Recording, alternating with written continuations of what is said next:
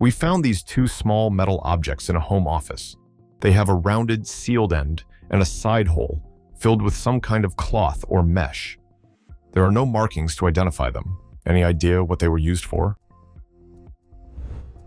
What you found are metal kazoos, small musical instruments designed to modify the player's voice by using a vibrating membrane. The small opening on the side houses the membrane, which is usually made from wax paper or similar material. When you hum into the instrument, the air causes the membrane to vibrate, creating a buzzing sound similar to a trumpet. The slight dome shape around the side hole helps amplify the sound. These kazoos appear to be vintage models, likely made of tin or aluminum, and could date back to the mid-20th century. Kazoos have been used in jug bands, novelty acts, and even by major musicians for comic or unique sound effects. I found this sword-shaped object that plugs into a wall outlet. At first, I thought it might be for ironing clothes, but it feels too light and has a very unusual shape for that. Does anyone know what this is used for? What you found is a vintage electric tie iron, specifically the Almek Habo slipstrick yarn, manufactured in mid-20th century Sweden. It was designed for one very specific purpose: to remove wrinkles from neckties. This device plugs into a standard outlet and operates at 110 volts with a power rating of 55 watts. Its slim design allowed for precise pressing, helping keep ties looking crisp. I found this old wooden and iron machine in my school's attic, probably dating back to the early 1900s, when the building also served as a convent. It's about 3 feet tall and has a large spinning barrel, along with what looks like metal spikes and a flat table-like section at one end. The school opened in 1890 and was run by nuns for a time. Has anyone seen something like this before? What you've found is a vintage hair picker, a specialized machine used in the early 20th century for processing horsehair in mattresses, cushions, and upholstery. These machines were especially common in upholstery shops and may have been used in institutions like convents or boarding schools, where bedding and furniture were maintained on site. The device works by feeding clumps of horsehair into the machine, where a large spiked drum fluffs and separates the fibers. This process removed dirt and debris and restored volume and softness to the hair. It was common for higher-end homes and institutions to have their mattresses taken apart every few years for the horsehair to be cleaned, fluffed, and reused. I found this World War II photo showing American soldiers preparing to land, and several of them are carrying large cylindrical containers on their chests. What were these tubes used for? What you're looking at is a 60 millimeters mortar round carrying tube used by United States infantry during World War II. These containers were typically made from fiberboard and coated with moisture-resistant materials like asphalt-impregnated paper. In the image, the tubes are slung across the chests of soldiers from the 90th Infantry Division aboard LCI 326 on their way to Utah Beach during the D-Day landings on June 6, 1944.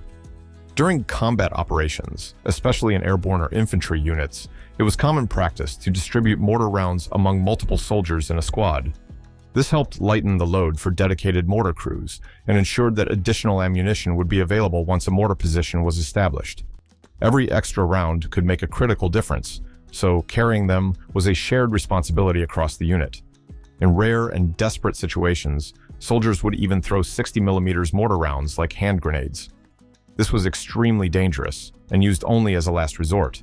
To do this, a soldier would remove the safety pin and strike the tail of the round against a hard surface to simulate the force of being fired from a mortar. After that, the round would detonate upon impact with the ground or any solid object.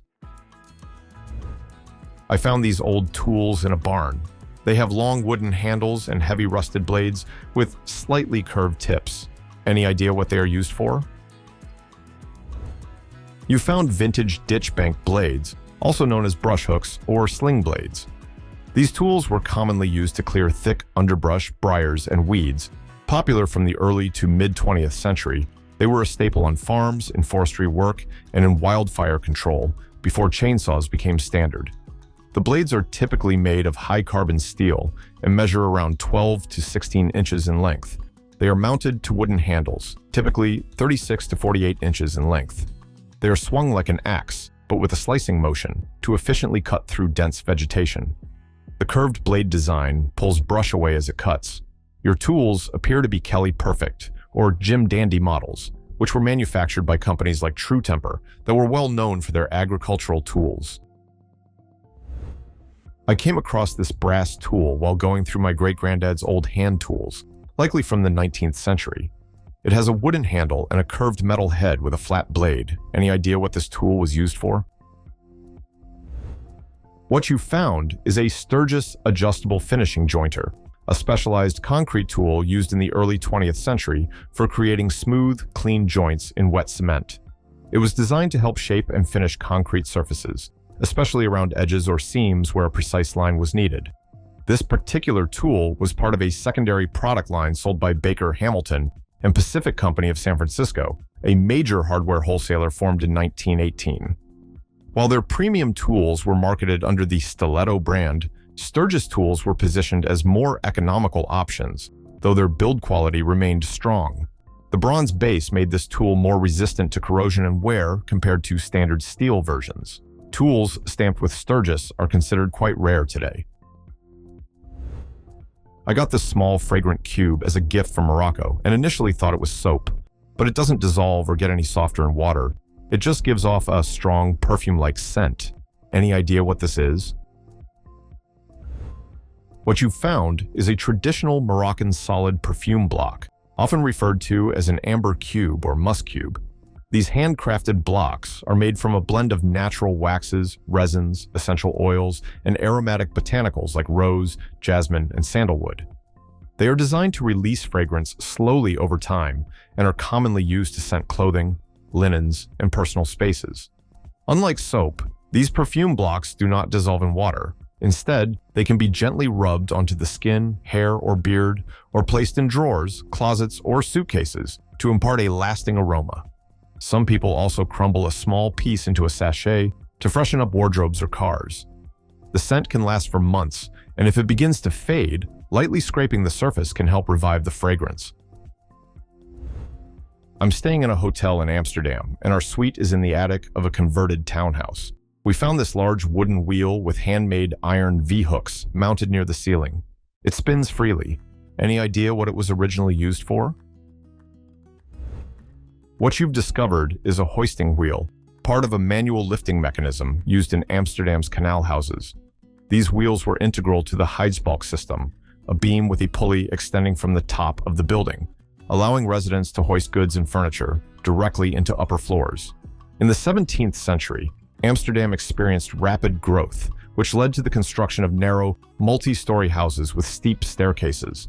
Because of the cramped interiors, transporting large items such as furniture inside became nearly impossible. To solve this, houses were built with a slight forward tilt and fitted with hoisting beams at the top. This allowed goods to be lifted straight into upper floors from the outside, bypassing the narrow stairwells entirely. I found this all-metal device in an attic. It weighs about 2 or 3 pounds and has a handle that turns freely. Looking at the bottom, there's a visible core with copper wire wound around it, and there are wire terminals on the back. It doesn't seem magnetic, but it feels like it should be. Any idea what it was used for? What you found is most likely a telephone magneto, a hand-cranked generator used in early telephone systems to produce alternating current. These devices were common from the late 19th century into the mid-20th century, especially in rural areas where modern infrastructure was limited.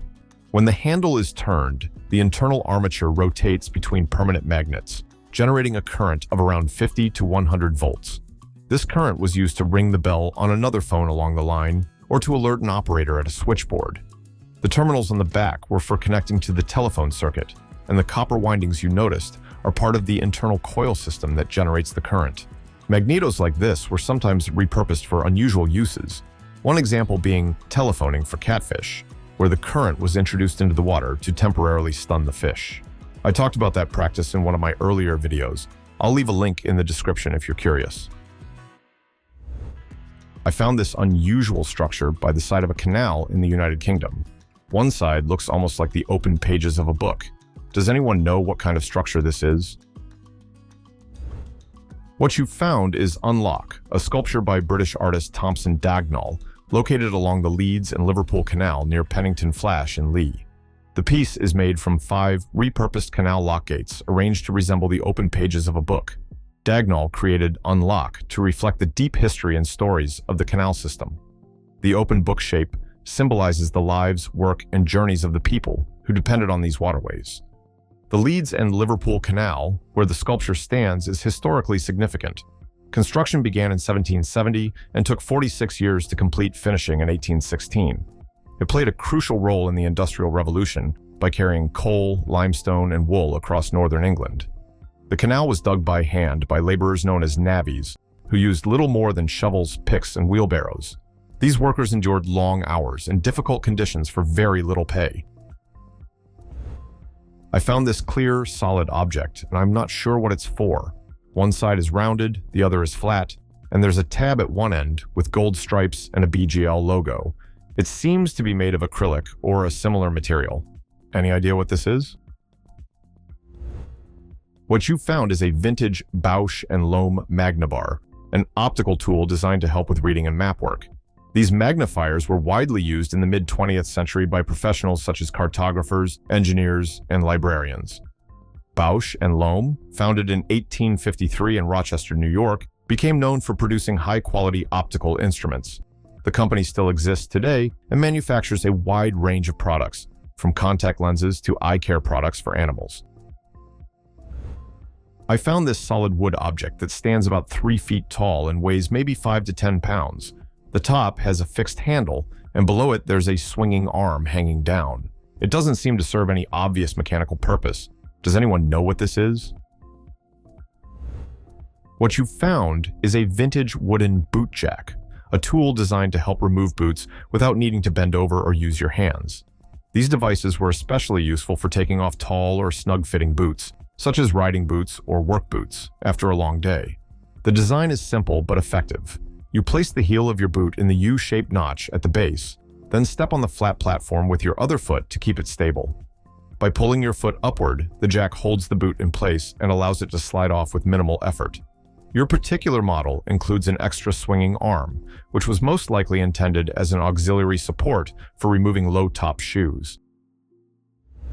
In the last video, I asked you to guess what this metal object might be used for. Everyone had great guesses, and many of you got it right. This item is a coiled candle holder. A long coil of wax would be wrapped around the base and the desired length of candle secured at the top with the adjustable clamp. As it burned down, it would eventually extinguish itself. Thank you to everyone who participated and shared your guesses. A special shout out to LBDNC for being the first to correctly identify it. Alright, it's time for another mystery item. Take a look at this carved wooden stick. It has a hollowed-out section with green felt and a screw inside. Any idea what it might be used for? Leave your guesses in the comments, and I'll reveal the answer in the next video. Thank you for watching. If you enjoyed the video, please like and subscribe. Your support motivates me to create more videos. See you next time.